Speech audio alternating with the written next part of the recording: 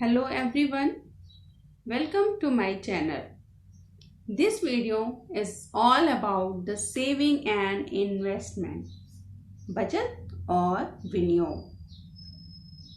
You all know that every man saves a portion of his income to meet the incidental requirement of the future. That saved portion of income is called saving. आप सभी saving करते हैं, कुछ ना कुछ आपकी जो भी इनकम है उसको बचाते हैं किसी और ऐसे काम के लिए जो आपने प्लान करके रखा फ्यूचर में करने के लिए. वो कहलाता है बचत, सेविंग कहलाती है वो. तो इस वीडियो में हम सेविंग और इन्वेस्टमेंट को बारे में पढ़ेंगे.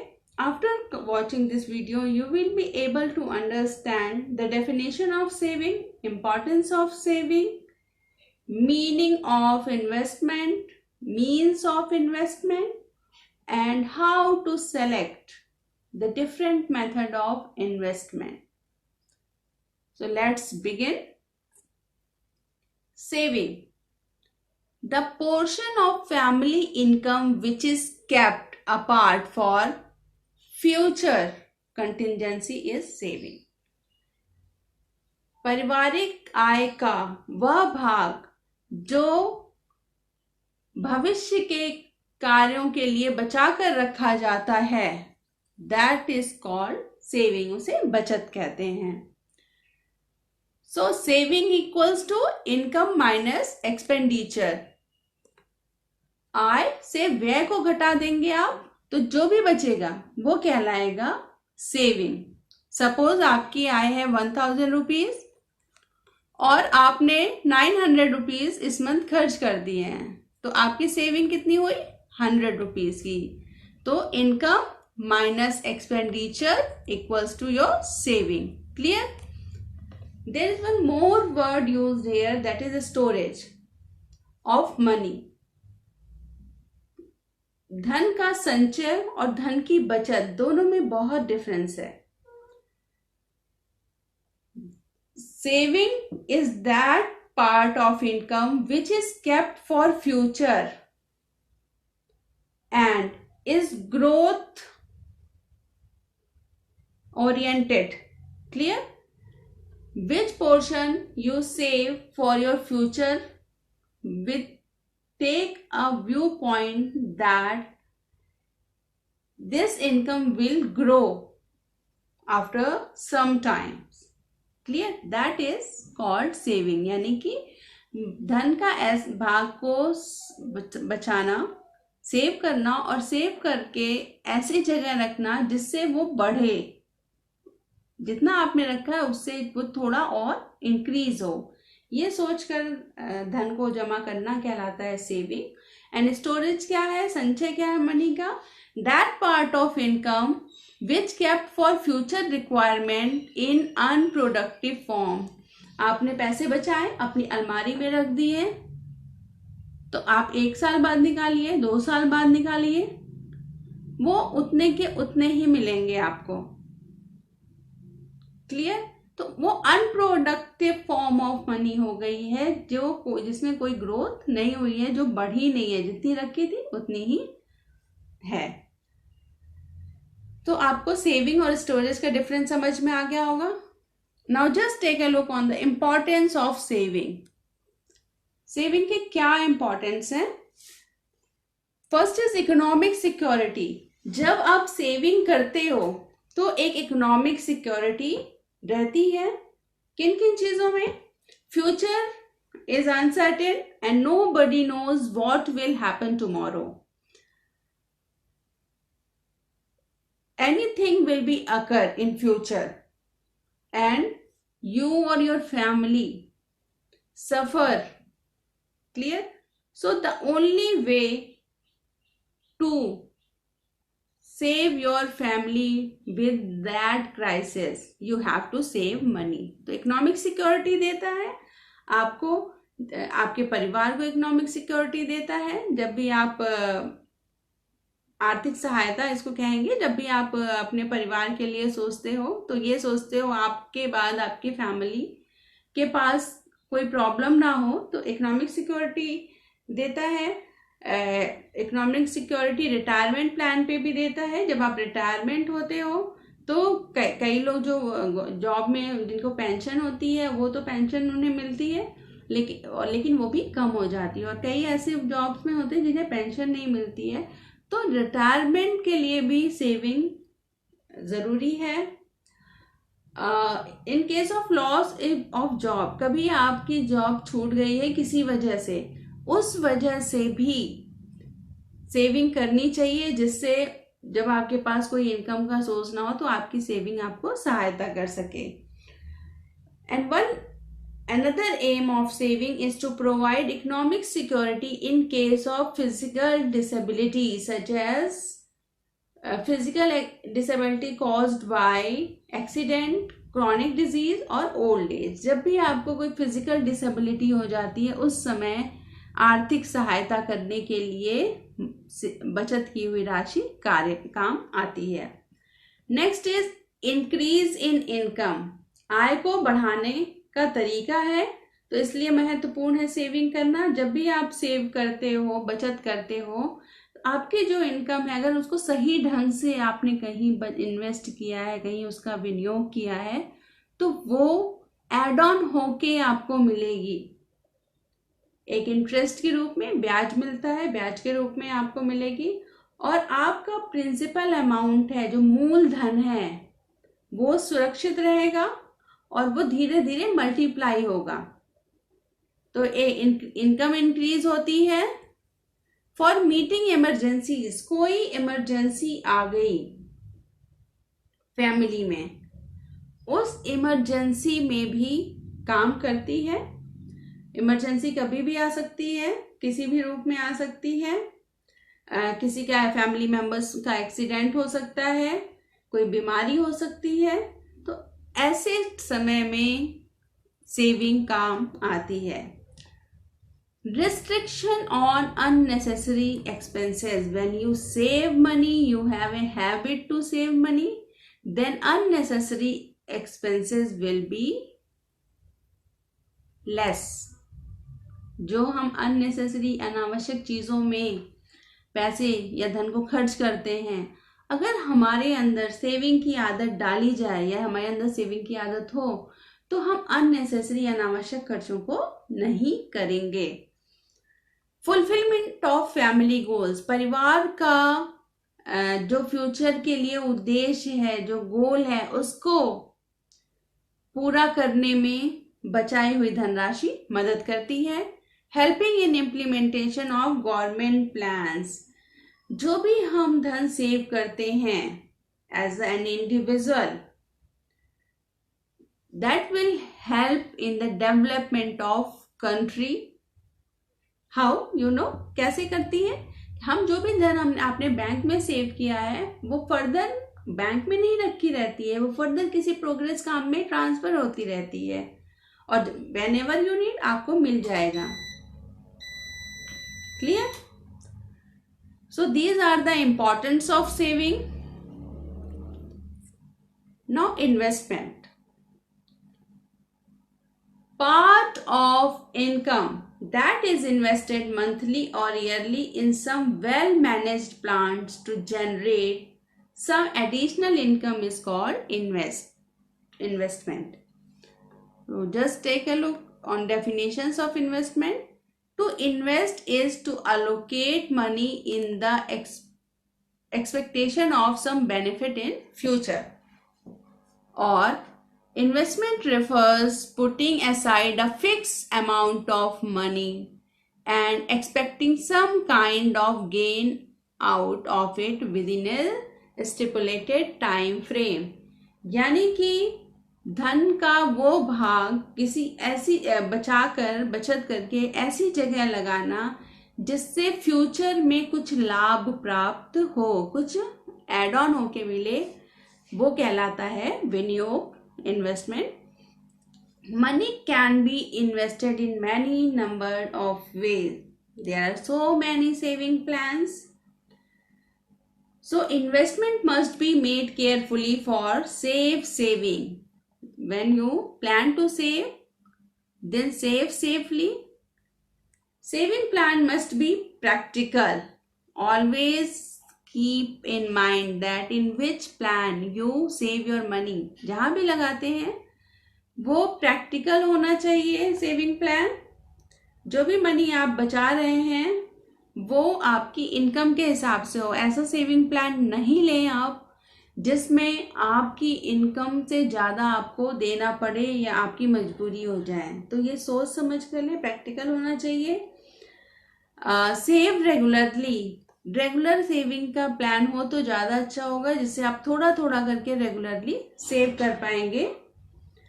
क्योंकि अगर आपको बहुत ज़्यादा अमाउंट चाहिए फ्यूचर के लिए तो regular saving is very important. And should have goal for saving. Whenever you want to save, just make a goal to say how to save money.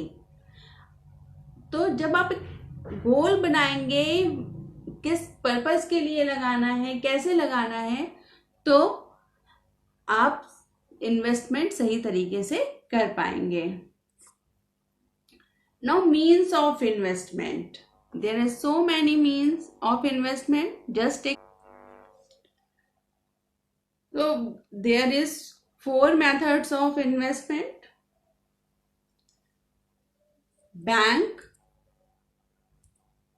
Sorry.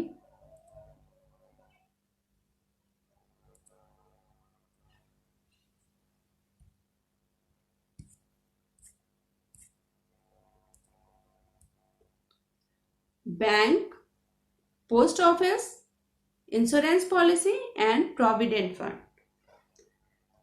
इस वीडियो में हम ये चारों चीज़ों को पढ़ेंगे कि किस तरह से ये चारों मीन्स ऑफ इन्वेस्टमेंट है, इनमें कैसे इन्वेस्टमेंट करते हैं. So just take a look. In bank there is fixed deposit account, saving account and current account. In post office saving account, post office MIS scheme, senior citizen saving scheme, NSC, and 5-year post office recurring deposit. There is insurance policies also, whole life policy and mediclaim and provident fund, CPF, GPF, CPF and PPF. तो सबसे पहले हम bank को discuss करते हैं. Bank is an organization, maybe it is a government organization or semi-government or private. आप जहाँ भी जब भी बैंक में पैसे डिपॉजिट करते, कोई भी डिपॉजिट कर सकता है. जो भी आप डिपॉजिट करते हैं उसे आप विड्रॉल भी कर सकते हैं, निकाल भी सकते हैं. और जो अमाउंट आप बैंक में रखते हैं उसके बदले में बैंक आपको कुछ ब्याज देता है, कुछ इंटरेस्ट देता है. So there are 2 main function of bank: deposit the money of people, and second is given back the demanded money by check, draft, etc. जो आप पैसे जमा कर रहे हैं उसको बैंक का काम उसे जमा करना, और जब आपको पैसे चाहिए तो उसको आपको देना भी बैंक का एक काम है. बैंक के बहुत सारे एडवांटेज हैं, बहुत लाभ हैं. पहला, चोरी होने का कोई डर नहीं है. अगर आप बैंक में इन्वेस्ट करते हैं तो थेफ्ट होने का कोई डर नहीं है, चोरी नहीं होगी.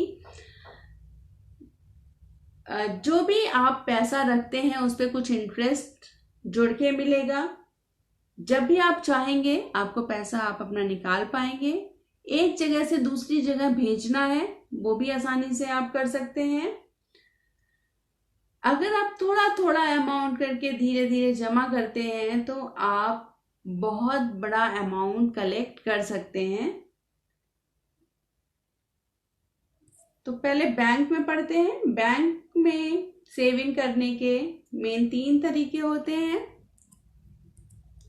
Fixed deposit scheme, saving bank account and a current account, जो हम यहाँ डिस्कस करेंगे. इसके अलावा और भी अकाउंट्स हैं, पर इस वीडियो में हम ये 3 पार्ट को लेंगे.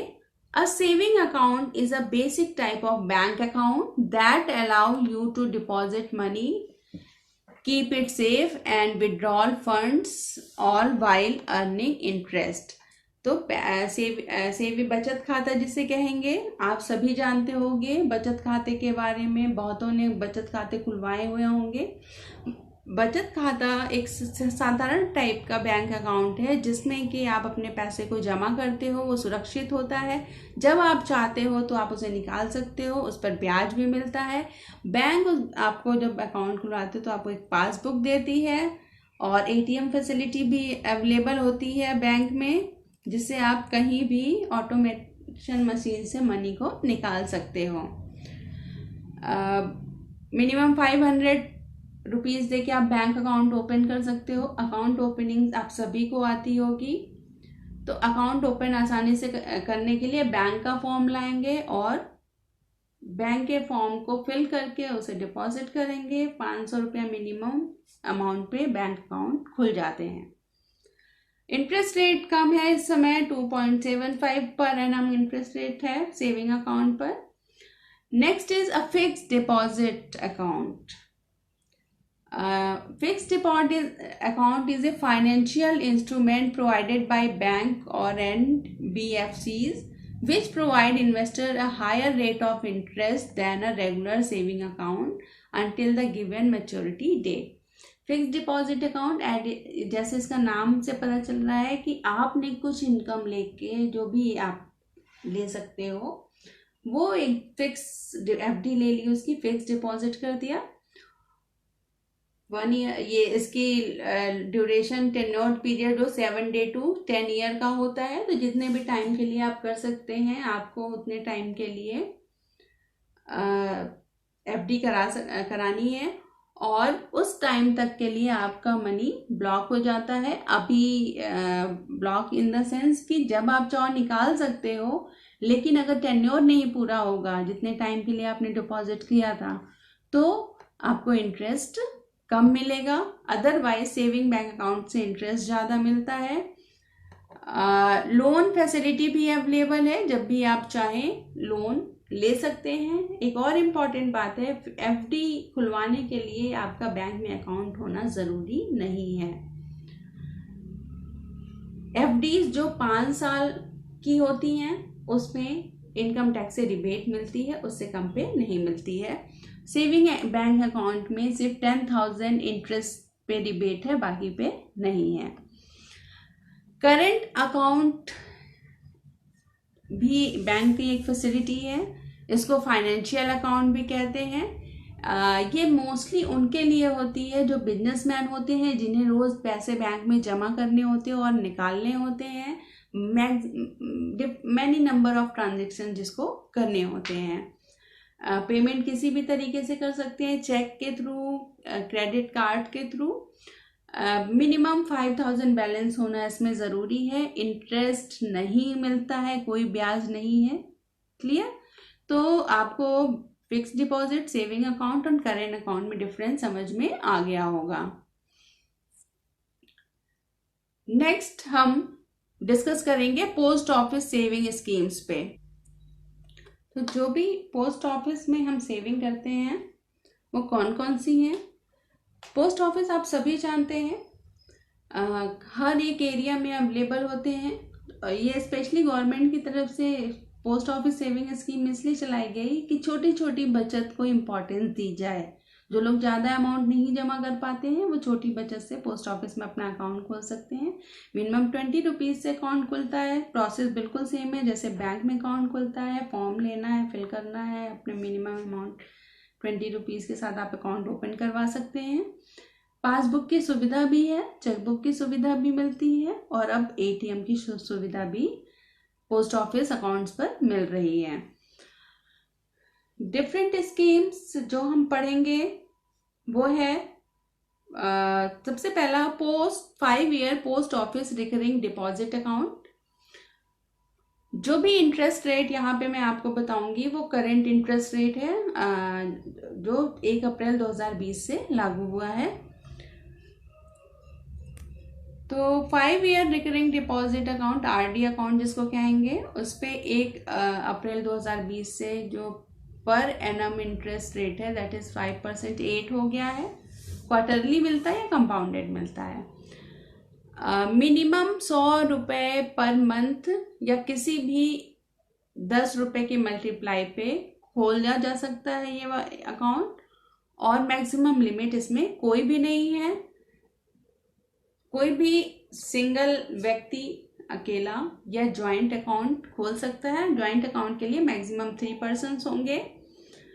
नॉमिनेशन फैसिलिटी है, नॉमिनेट कर सकते हैं, प्रीमेच्योर क्लोजर हो सकता है, लेकिन इंटरेस्ट रेट एप्लीकेबल फिर नहीं होगा, बहुत कम, सेम रेट नहीं होगा, 5% रेट कम हो जाएगा।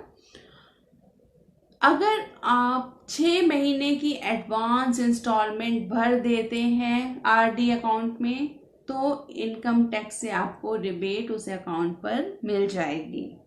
क्लियर? नेक्स्ट स्कीम है सीनियर सिटीजन सेविंग स्कीम।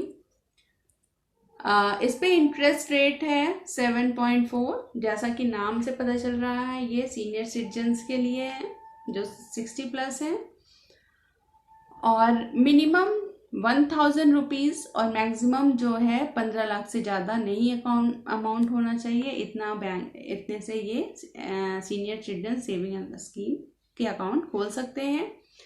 जो सैलेंट फीचर इसके हैं कि कोई भी व्यक्ति जो 60 साल का है वो अकाउंट को ओपन कर सकता है, या जो व्यक्ति सेना में काम कर रहे हैं वो जल्दी रिटायर होते हैं तो उनके लिए एज 55 ईयर्स है, या जिन्होंने वीआरएस ले रखी है वो भी 55 ईयर्स पर ये अकाउंट खोल सकते हैं। इंडिविजुअल कैपेसिटी पे या जॉइंट अपने स्पाउस के साथ खोला जा सकता है अकाउंट। मैच्योरिटी पीरियड 5 ईयर्स का है, 5 ईयर में मैच्योरिटी होगी। TDS is deducted at source on interest if the interest amount is more than 50,000। अगर आपका इस अकाउंट पर 50,000 से ज़्यादा इंटरेस्ट आ रहा है तो उस ज़्यादा आने वाले 50,000 के ऊपर जितना भी इंटरेस्ट आएगा उस पर टीडीएस कटेगा, टैक्सेस कटेंगे। नेक्स्ट है post office saving account, just like bank saving account. इस पे इंटरेस्ट रेट 4.0% है। ज्वाइंट अकाउंट खोल सकते हैं या सिंगल अकाउंट खोल सकते हैं। मिनिमम अब 500 से ओपनिंग होती है, पहले और भी कम से होती है, जैसे मैंने बताया कि छोटी सेविंग्स के लिए 20 रुपए से स्टार्ट थी ये। और सैलेंट फीचर इसके हैं सिंगल एडल्ट या जॉइंट मैक्सिमम 2 एडल्ट इसके अकाउंट को खोल सकते हैं, या कोई भी माइनर इसके अकाउंट को खोल सकता है पेरेंट्स के साथ। कैश से अकाउंट खुलता है, हमेशा मिनिमम बैलेंस 500 रहना ज़रूरी है, अगर 500 मेंटेन नहीं होगा तो फाइन लगता है। चेक फैसिलिटी और एटीएम फैसिलिटी भी अवेलेबल है। टैक्स पे रिबेट नहीं मिलती है, सिर्फ 10,000 के इंटरेस्ट पे ही रिबेट है, उसके बाद आपको टीडीएस देना पड़ेगा, कोई रिबेट नहीं है। नेक्स्ट स्कीम है एनएससी। बिल्कुल ध्यान से सुनिए, ये इनकम टैक्स से बचाता है, रिबेट में हेल्प करता है। एनएससी स्कीम है, ये नेशनल सेविंग सर्टिफिकेट। जो इस पे इंटरेस्ट रेट है वो इस समय 6.8 है। मीन्स कि अगर आपने 1,000 रुपये जमा किए हैं तो 5 साल के बाद वो 1,389.49 रुपीज़ हो जाएगा। मिनिमम 1,000 से खुलता है या मल्टीपल ऑफ 100 में खुल सकता है। No maximum limit, maximum limit नहीं है। कोई भी सिंगल या जॉइंट व्यक्ति अकाउंट खोल सकता है। मैक्सिमम 3 एडल्ट्स हो सकते हैं जॉइंट अकाउंट में, माइनर के साथ भी खोला जा सकता है। पासबुक के फॉर्म में 2016 से अब ये पहले सर्टिफिकेट की जगह एक पासबुक देती है, तो पासबुक के फॉर्म में मिलता है। Deposit qualify for tax rebate under section 80C of IT act. जो आप इसमें डिपॉजिट करते हैं मैक्सिमम 1.5 लाख तक, उससे आपको रिबेट मिलेगी 80C इनकम टैक्स एक्ट के तहत। Next is post office monthly income scheme, MIS scheme है। इस पे इंटरेस्ट रेट 6.6% है। मिनिमम 1,000 से अकाउंट खोला जा सकता है और मैक्सिमम लिमिट है 4.5 लाख की अगर सिंगल पर्सन अकाउंट है। अगर जॉइंट अकाउंट है तो वो 9 लाख हो सकती है। According this account can be open by single और जॉइंट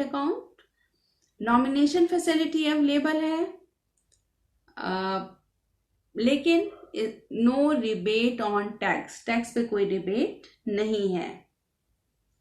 बिल्कुल ध्यान से वो स्कीम्स को सुनिए जो इनकम टैक्स बचाने में मदद करती हैं, क्योंकि मैक्सिमम टाइम क्वेश्चन यही आता है कि कैसे अपनी इनकम टैक्स की बचत करें। तो वो स्कीम्स को आप ज़्यादा ध्यान से सुन के याद रखिएगा। ये सारे प्लान्स को एक टेबल फॉर्म में मैंने यहाँ रिप्रेजेंट किया है, आप इसको देख सकते हैं। पोस्ट ऑफिस अकाउंट्स में नेशनल सेविंग सर्टिफिकेट है, कोई भी इंडिविजुअल एलिजिबल है। मिनिमम 100 रुपये इन्वेस्ट करके, मैक्सिमम कोई लिमिट नहीं है। इंटरेस्ट रेट वेरी करेगा, ये जो मैंने बताया दैट इज इंटरेस्ट रेट। और डिडक्शन जो है on deposit made up to 1.5 lakh, जो टैक्स का डिडक्शन होता है 1.5 लाख पर कोई टैक्स नहीं देना, उसके ऊपर टैक्स देना पड़ेगा। मतलब आप 1.5 लाख तक इसमें आराम से सेव कर सकते हैं। पोस्ट ऑफिस सेविंग अकाउंट कोई भी इंडिविजुअल खोल सकता है जो इंडियन हो। टैक्स फ्री इंटरेस्ट है, जो इंटरेस्ट मिलता है अप टू 10,000, बिल्कुल ध्यान रखिएगा, अप टू 10,000 वो टैक्स फ्री है। बाकी पे आपको TDS देना पड़ेगा, 4% पर एनम के हिसाब से है। Next is post office recurring deposit account, minimum 10 रुपये से खोल सकते हैं, मैक्सिमम की कोई लिमिट नहीं है। और इंटरेस्ट टैक्सेबल है, जो भी इंटरेस्ट मिलता है टैक्स देना पड़ता है। Next is post office monthly income scheme, इसमें मिनिमम 1500 से खुलता है और maximum 4 lakh for 1 and 9 lakh for 2। 7.3 per annum interest है। नो डिडक्शन ऑन डिपॉजिट, जो डिपॉजिट है उस पर कोई डिडक्शन नहीं है, इंटरेस्ट टैक्सेबल है। एक PPF प्लान जो अभी आगे पढ़ाएंगे वो कोई भी इंडिविजुअल खोल सकता है, पब्लिक प्रोविडेंट फंड अकाउंट। 500 रुपये पर ईयर मिनिमम देना है, मैक्सिमम 1.5 लाख है एक साल में। इंटरेस्ट रेट अब कम हो गया है, अभी मैं आपको बताऊंगी। और मिनिमम 1.5 लाख तक टैक्स से छूट है। प्रोविडेंट फंड, प्रोविडेंट फंड क्या होते हैं उसे समझते हैं। प्रोविडेंट फंड एक गवर्नमेंट द्वारा चलाई गई स्कीम है जो 1952 में चलाई गई थी। Very safe method of investment scheme for all section of employees and it is compulsory for all of them to invest in provident fund. जितने भी government employee, non government employee हैं, जितने भी एम्प्लॉयज़ हैं, सबके लिए प्रोविडेंट फंड में पैसे जमा करना बहुत ज़रूरी है। बहुत सेफ मेथड है, इन्वेस्ट करने का सेफ तरीका है। और हर एम्प्लॉय, हर एक कर्मचारी अपनी इनकम का कुछ पार्ट प्रोविडेंट फंड में जमा करता है। जो ये स्कीम है वो बेसिकली 2 टाइप की होती है। जनरल प्रोविडेंट फंड GPF कहलाती है और पब्लिक प्रोविडेंट फंड PPF कहलाती है। कॉन्ट्रीब्यूटिव प्रोविडेंट फंड जो एम्प्लॉयज़ के लिए होती हैं। एक और PPF है जो अभी हम डिस्कस करेंगे, वो कोई भी इंडिविजुअल खुलवा सकता है। जनरल प्रोविडेंट फंड स्कीम जो है मेनली गवर्नमेंट एम्प्लॉयज़ के लिए है। ऐसे व्यक्ति जो सरकारी नौकरी करते हैं उनके लिए हर साल मिनिमम 10% अपनी बेसिक पे का उनको पैसा कटवाना पड़ता है, बेसिक का 10%, और इससे ज़्यादा वो अपनी इच्छा से कितना भी करवा सकते हैं। GPF अकाउंट में डालना पड़ेगा। इंटरेस्ट रेट इस पर ज़्यादा होता है और रिटायरमेंट के बाद पूरा का पूरा पैसा इंटरेस्ट के साथ मिलता है। और अगर ज़रूरत होती है तो टाइम से पहले प्रीमेच्योर ले सकते हैं, लोन ले सकते हैं किसी ज़रूरी काम के लिए, higher education of children, marriage of children, उसके लिए आराम से ये यहाँ से लोन लिया जा सकता है इस फंड से। Next is a contributory provident fund, CPF कहलाता है ये। जितने भी नॉन गवर्नमेंट या सेमी गवर्नमेंट एम्प्लॉयज़ हैं उनके लिए स्कीम होती है। आजकल गवर्नमेंट एम्प्लॉयज़ के लिए भी है जो आफ्टर 2004 जॉब में आए हैं, गवर्नमेंट जॉब में सेम स्कीम है। इस स्कीम में हर एम्प्लॉय अपनी इनकम का, बेसिक का कम से कम 12%, ये टाइम टू टाइम वेरी करता है, चेंज हो जाता है हर फाइनेंशियल ईयर में, चेंज हो सकता है। तो बेसिक का 12% देता है कंट्रीब्यूट करता है, और इतना ही इक्वल अमाउंट उसका एम्प्लॉयर जहाँ पे वो काम कर रहा है उसकी तरफ से दिया जाता है। और रिटायरमेंट के बाद विद इंटरेस्ट सारा का सारा पैसा ले सकता है, या in case of death nominee को ये पैसा दे दिया जाता है। जो भी अमाउंट एम्प्लॉय देता है, बिल्कुल ध्यान से सुनिए, एम्प्लॉय जो अमाउंट इसमें जमा कर रहा है अपनी बेसिक का हर महीने, वो पैसे इनकम टैक्स से एग्जेम्प्टेड होते हैं, उस पर इनकम टैक्स नहीं देना पड़ता है। Next is PPF. पीपीएफ जितने भी इंडियन रेजिडेंट्स हैं, भारतीय नागरिक, कोई भी अपना पब्लिक प्रोविडेंट फंड अकाउंट खुलवा सकता है किसी भी बैंक में जाकर। मिनिमम 500 रुपये और मैक्सिमम 1.5 लाख पर एनम है इसमें। एक साल में आपको मिनिमम 500 या मैक्सिमम 1.5 लाख तक आप जमा कर सकते हैं। वो जो 1.5 लाख आप जमा करते हैं उस पर इनकम टैक्स से छूट है। तो एक कंपैरिजन आप देखिए, जीपीएफ पे इस समय इंटरेस्ट रेट 7.9 है, पीपीएफ पे भी 7.9 है। Maturity period GPF at the age of retirement and PPF for 15 year के लिए ही है। 15 ईयर के बाद वो एक्सटेंड कराना चाहें तो this is depend on your choice.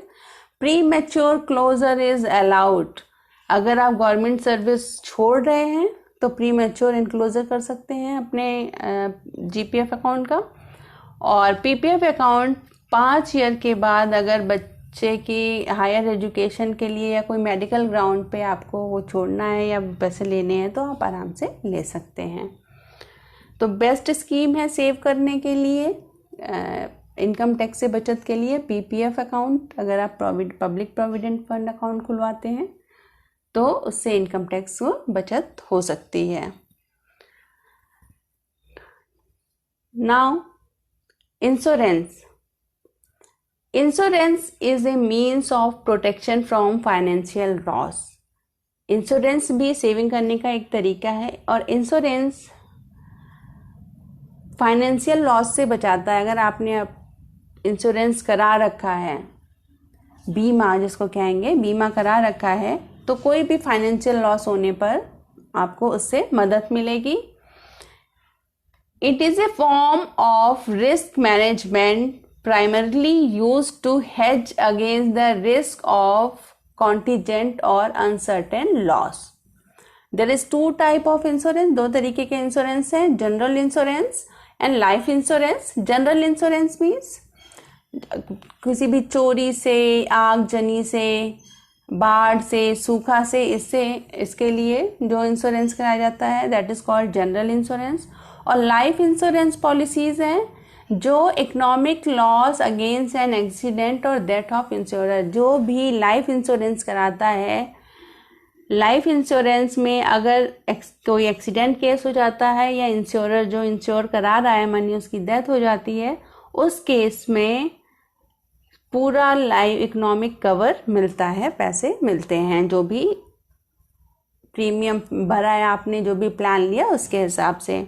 तो बेनिफिट्स क्या क्या हैं इंश्योरेंस के? इकोनॉमिक प्रोटेक्शन मिलती है। किसी ऐसी स्थिति में आ गए जब आपके पास पैसे, आपका एक्सीडेंट हो गया या अनफॉर्चुनेटली डेथ होगी, तो आपके फैमिली मेम्बर्स सफ़र नहीं करेंगे, इकोनॉमिक प्रोटेक्शन मिलता है। For education and marriage of children, बच्चों की शादी के लिए अगर आपको ज़रूरत है तो उसमें सहायता देता है, या हायर एजुकेशन के लिए चाहिए तो उसमें भी हेल्पफुल है। Economic help in old age, बुढ़ापे में एक इनकम का ज़रिया है। यहाँ से आप जब आप डिसेबल हो गए हैं किसी वजह से तो उस समय ये इनकम आपको सहायता करता है। And relief in income tax, this is very important point of insurance, benefit of insurance, that it relieves in income tax. जो भी अमाउंट आप यहाँ पर देंगे वो इनकम टैक्स से फ्री होगा। तो इस पे एक नज़र डालते हैं।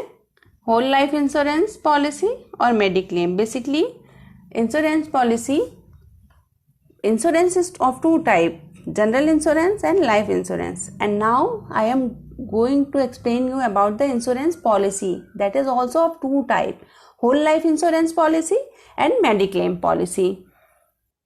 The whole life insurance policy की एक कैश वैल्यू है जो आप जमा करते हैं, cash value type of life insurance policy है जो आपके एंटायर लाइफ टाइम में आपको सुरक्षा प्रदान करती है। दो की बेनिफिट्स होते हैं इसके, एक तो ये इन केस ऑफ डेथ, जो इंश्योरर है अगर उसकी डेथ होती है तो उसका बेनिफिशरी को सारा अमाउंट पे किया जाता है, और cash value accumulated over the term of the insurance that can be used as saving to be borrowed against if you need to money while you are alive. Clear? तो जो भी पैसा आप चाहते हैं एज अ सेविंग वो बोरो कर सकते हैं जब आप अलाइव होते हैं। एक और इम्पॉर्टेंट पहलू है इसका कि जो भी अमाउंट आप जमा करते हैं वो टैक्स सेविंग अपॉर्चुनिटीज़ देता है। कोई भी व्यक्ति, कोई भी पॉलिसी होल्डर प्रीमियर डिसाइड कर सकता है। ये बहुत सारे प्लान हैं होल लाइफ इंश्योरेंस में, आप कोई भी जो भी प्लान लेना चाहोगे उस प्लान को लेकर उसमें जितना भी आपके पॉकेट के हिसाब से आप उसके मंथली आप देना चाहते हैं प्रीमियर, क्वार्टरली, हाफ ईयरली या ईयरली, इस तरीके के प्रीमियर डिसाइड करना है। और बेसिकली इसमें नॉमिनी जो होता है उसको बेनिफिट मिलता है, या एक्सीडेंट के केस में पॉलिसी होल्डर को ही बेनिफिट मिलता है। और 80 साल के होने के बाद अगर आप पॉलिसी होल्डर हो तो आपको वो अमाउंट दे दिया जाता है। जो प्रीमियम भरा जाता है वो 80 ईयर तक की एज तक पेएबल होता है, और 35 ईयर जो भी लेटर होगा उतने साल तक प्रीमियम दिया जाना होता है। जब भी लाइफ इंश्योरेंस पॉलिसी आपके लिए सुटेबल हो, आपकी फैमिली के लिए सुटेबल हो, ऐसी कोई भी पॉलिसी आप ले सकते हैं। Next is mediclaim policy. Mediclaim policy मतलब मेडिकल के लिए कोई पॉलिसी लेना। Is it clear? An insurance cover which shields you against increasing medical cost arising out hospitalisation. बाद के टाइम में बहुत सारी बीमारियां फैली हुई हैं और लोगों को बहुत सारी बीमारियां हो जाती हैं जिसके ट्रीटमेंट का बिल बहुत ज़्यादा आ सकता है। तो इनसे बचने के लिए, अनावश्यक अचानक से जो खर्चे आ जाते हैं, इससे बचने के लिए मेडिक्लेम पॉलिसी ली जा सकती है।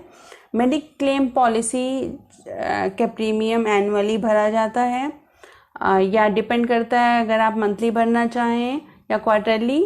इस इंश्योरेंस पॉलिसी का एक फिक्स टाइम होता है, उस टाइम के बाद रिन्यू करानी पड़ती है उस पॉलिसी का बेनिफिट लेने के लिए। Mediclaim is a form of health insurance through which you can either be reimbursed for your expenses arising out the hospital or you can choose the cashless process।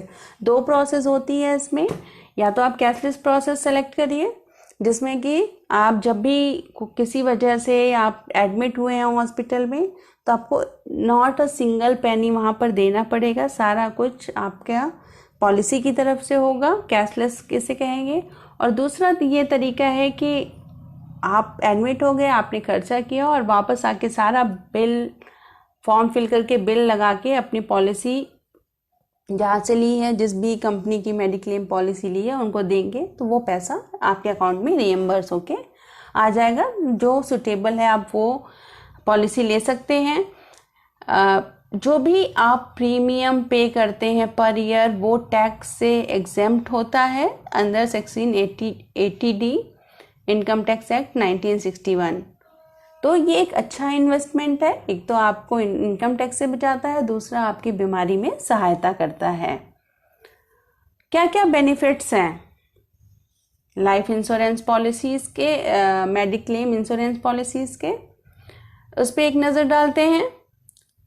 Cashless hospitalisation होता है, यानी कि अगर आपने cashless सुविधा ली है तो जब भी आप हॉस्पिटल में एडमिट होंगे तो पैसे नहीं देने पड़ेंगे, सारा कुछ आपका ट्रीटमेंट फ्री ऑफ कॉस्ट होगा। फॉर सेल्फ और फॉर एंटायर फैमिली, ये मेडिक्लेम पॉलिसी आप अपने लिए ले सकते हो या अपनी पूरी फैमिली के लिए ज्वाइंटली भी ले सकते हो। तो पूरी फैमिली को प्रोटेक्शन देगा अगर आपने पूरी फैमिली के लिए लिया है। Shield from the financial burden, जो अचानक से फाइनेंशियल बर्डन आ जाता है, कोई बीमारी हो गई, कोई एक्सीडेंट हो गया, तो उससे एक सुरक्षा कवच प्रदान करता है। Remove expenses paid from your pocket, अगर आपने कैशलेस सुविधा ली है तो आपकी पॉकेट से एक्सपेंस नहीं जाएगा जो अचानक से एक साथ होता है। प्रीमियम आप थोड़ा थोड़ा करके दे रहे हैं, लेकिन जो एक साथ एक्सपेंस होता है वो नहीं जाएगा। टैक्स एग्जेम्पशन है, टैक्स नहीं देना है जो भी प्रीमियम पेड करते हैं। And it offers peace of mind, दिमाग को शांत रखने में सहायक होता है, क्योंकि आप टेंशन में नहीं होंगे कि अगर कोई बीमारी हो गई तो कैसे ट्रीटमेंट होगा। बहुत सारी insurance policy, mediclaim insurance policies हैं, कुछ मैंने यहाँ पर इंडिकेट कर दी है, और इसके अलावा भी बहुत से हैं। जब भी कोई भी मेडिक्लेम इंश्योरेंस पॉलिसी लें तो उसके सारे टर्म्स एंड कंडीशन पढ़कर समझकर ही पॉलिसीज़ लें। जैसे कि अपोलो, मनिंच, ऑप्टा, Restore, Religare Care, NCB Super Premium, Star Family Health, Optima, Max Bupa Health Companion, individual, Manipal, Cigna, Pro Health Plus, HDFC Ergo Health, Suraksha Gold Regain. तो बहुत सारी पॉलिसीज़ हैं, जैसे Aditya Birla Active Insurance, Diamond Plan, कोई भी plan, इसके अलावा और बहुत सारे प्लान्स हैं, आप कोई भी ले लीजिए जो आपके लिए सुटेबल हो। अब नज़र हम डालते हैं कि इन्वेस्टमेंट प्लान तो पढ़ लिए, लेकिन हम इन्वेस्ट कैसे करें, तो एक बार उसको देखते हैं कि क्या सोचकर हम मेडिकल पॉलिसी कौन सी सेलेक्ट करें या कोई भी पॉलिसी कैसे इन्वेस्ट करें, क्योंकि now you have gained the knowledge of various schemes of money investment. So the main portion is where and how to invest money to ensure maximum profit and safety of the earned money.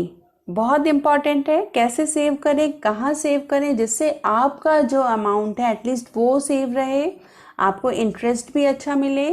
कुछ schemes ऐसी होती हैं जो बहुत ही complicated होती हैं, common people के समझ में नहीं आती हैं, जबकि कुछ इन्वेस्टमेंट ऐसे होते हैं जो बहुत प्रॉफिट देते हैं, जबकि कुछ ऐसे होते हैं जो अनसर्टेन होते हैं, कभी प्रॉफिट देंगे और कभी नहीं देंगे।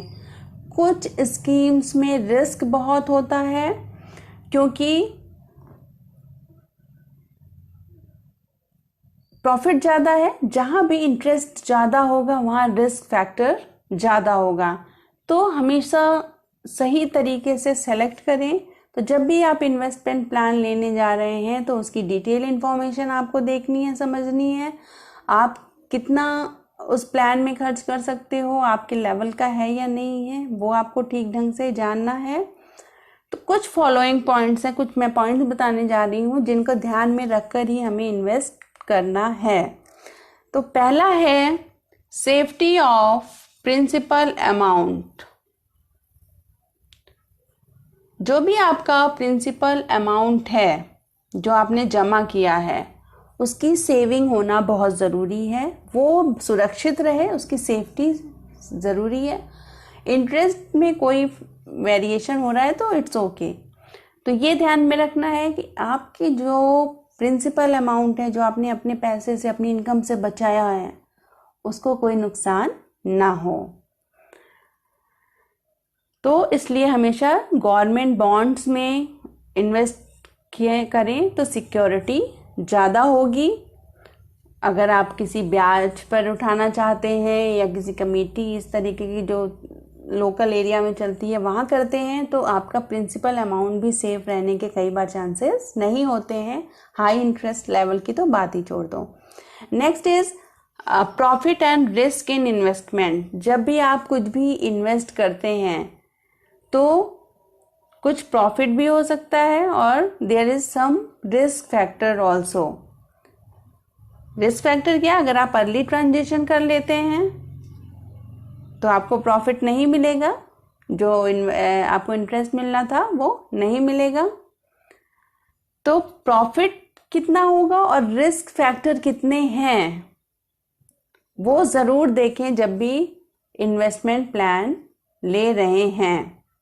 गारंटीड कितना अमाउंट मिलेगा, क्या रिस्क है उस पर, इसका ध्यान देना बहुत ज़रूरी है। Next is easy to manage. ऐसी पॉलिसी लें, ऐसे प्लान्स लें जहाँ इन्वेस्ट करें, ऐसे प्लान्स में जो मैनेज करना इजी हो, जो आप आसानी से कर सकें, जहाँ भी हो वहाँ से कर सकें।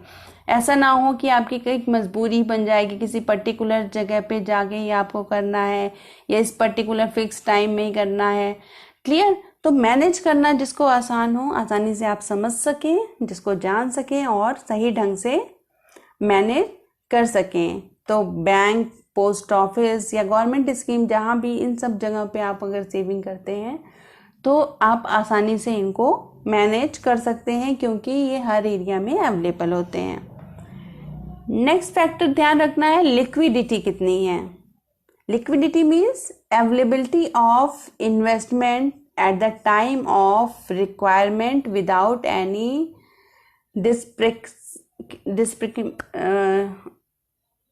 without any interruption, बिना किसी परेशानी के आपको जो भी आपका अमाउंट आपने सेव किया है वो आपको जब ज़रूरत है तब मिल जाए। इसमें लिक्विडिटी, तरलता होनी ज़रूरी है। क्लियर? ऐसा ना हो कि एक पर्टिकुलर टाइम के लिए आपका मनी ब्लॉक हो गया है, अब आप उसे निकाल नहीं सकते हैं। 2 इयर्स 3 इयर्स जितने भी प्लान आपने लिए आप उसे नहीं निकाल सकते हैं। तो ऐसे प्लान में इन्वेस्ट ना करें, क्योंकि कभी भी पैसे की ज़रूरत आई तो आप उससे निकाल नहीं पाएंगे। तो हमेशा ध्यान में रख के करें कि उसकी लिक्विडिटी कैसी है, ज़रूरत पड़ने पर इंटरेस्ट मिले या ना मिले, एटलीस्ट आप जितना अमाउंट चाहें वो निकाल सकें। तो इसके लिए एनएससी अच्छी स्कीम है। पीपीएफ में आप डाल सकते हैं, अगर ज़रूरत पड़े तो आप निकाल सकते हैं। और last but not least, while selecting the method for investment, you have checked that plan is tax saving or not. जब भी इन्वेस्ट कर रहे हैं ये जानना ज़रूरी है, ये दिमाग में रखना ज़रूरी है कि आपको इनकम टैक्स से एग्जेम्पशन मिले, छूट मिले। बहुत इम्पॉर्टेंट है हर एम्प्लॉयज़ के लिए, हर एक पर्सन के लिए, कि टैक्स को वो बचाए। जितना सरकार ने अलाउड किया है एटलीस्ट उतने अमाउंट पर वो टैक्स बचा सके। तो अगर प्रोविडेंट फंड में लगाते हैं, एनएससी में लगाते हैं, किसी लाइफ इंश्योरेंस पॉलिसी या मेडिक्लेम में लगाते हैं, तो इसमें टैक्स से एग्जेम्पशन रहता है।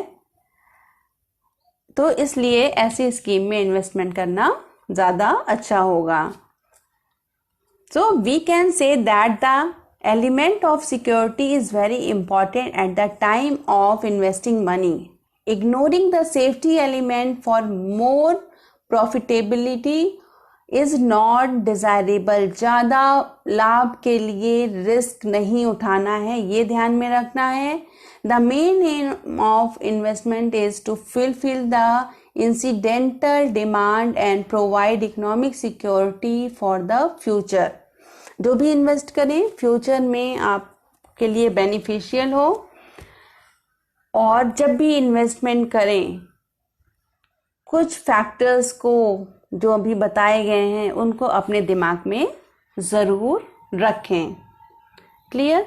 तो अगर आपको मेरा वीडियो पसंद आया हो तो शेयर, लाइक एंड सब्सक्राइब ज़रूर करें और बेल बटन प्रेस करें, जिससे फर्दर अपडेट्स आपको मिलते रहेंगे। Thank you so much. एक बात मैं और बताना भूल गई हूँ कि क्वेश्चंस जो आते हैं इस चैप्टर के वो इस तरीके से आएंगे कि आपसे इन्वेस्टमेंट प्लान्स पूछे जाते हैं जो टैक्स से छूट दिलाते हों। आफ्टर रिटायरमेंट ऐसे प्लान्स पूछे जाते हैं कि आप रिटायर हो गए हैं या आपके ये रिटायर हो रहे हैं, XYZ कोई भी रिटायर हो रहा है, तो किस तरीके से सेविंग करें जिससे टैक्स बचाए। एक और क्वेश्चन आता है कि how to select method of investment. तो अभी जो पॉइंट्स बताए हैं उसमें वो लिखेंगे कि टैक्स सेविंग होना चाहिए, लिक्विडिटी होनी चाहिए, जितने भी आपको 5 पॉइंट्स बताए हैं वो ज़रूर पता होनी चाहिए। तो आपको जितनी टैक्स सेविंग स्कीम है, पीपीएफ, जीपीएफ एंड 5 साल से ज़्यादा की एफडी पर एनएससी, जितनी लाइफ इंश्योरेंस पॉलिसीज़ हैं, ये सारा टैक्स में छूट देती हैं। तो ज़रूर ध्यान में रखकर इस तरीके के क्वेश्चन आप अटेम्प्ट करिएगा और बचत के लाभ भी पूछे जा सकते हैं। तो बहुत अच्छे से अपना एग्ज़ाम दीजिए। All the best. Thank you so much.